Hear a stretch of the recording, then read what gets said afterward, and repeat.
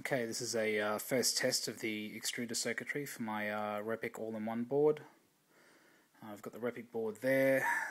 Down here is the nozzle that I'm going to be testing. I'm going to be testing the control circuitry and the temperature monitoring circuitry.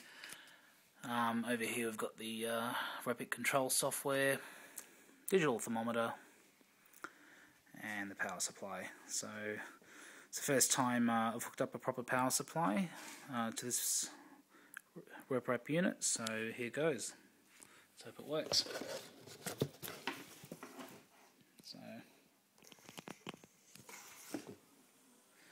Alright, power supply is fired up. Let's grab the digital thermometer, make sure nothing's shorting.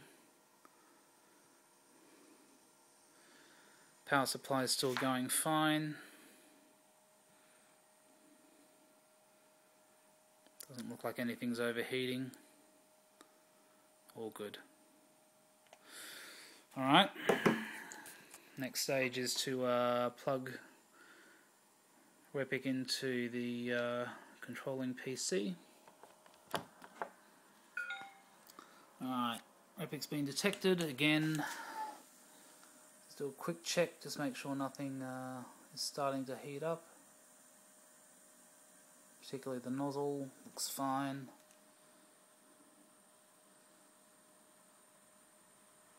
Yeah, everything good here. Okay.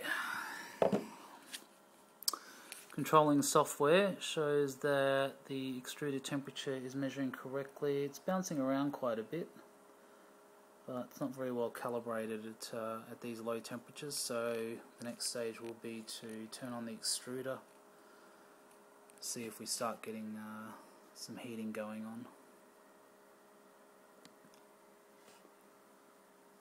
Okay, so turned on the extruder.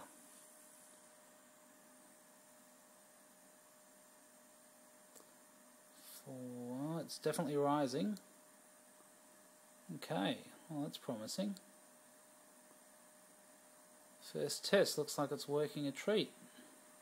It's rising very slowly, but it's definitely rising. We're at we're over 30 degrees now, so we've just risen about 10 degrees since I turned it on.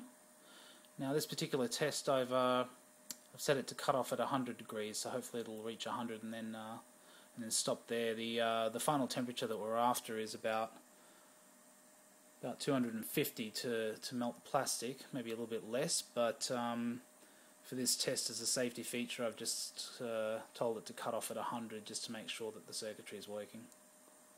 So we go back to the control software, and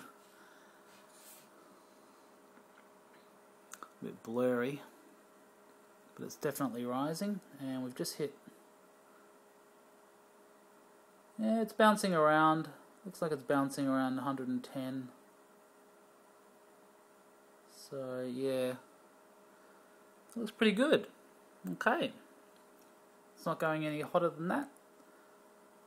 It's a bit hotter than 110, so yeah, I might have to, just trying to see if I can get a better shot of it here. It looks really blurry on this crappy iPhone that I'm filming it on, but it's definitely stopped at 100, just over 100, and it's not going any higher, so I'll have to see what happens. Apparently this particular extruder nozzle doesn't need a PID controller. It can just use a bang-bang controller like the one I'm using, but guess we'll have to see. Alright. And actually, just looking at this now, it looks like the temperature's stabilized, and it's just bouncing around between about 101 and 105. So I'm really happy with that. I reckon that's probably going to be stable enough for what I want, or for what I need. So yeah, first test of the Repic control board, of the extruder control. Very happy with that. So next stage will be to try putting some plastic through it and see.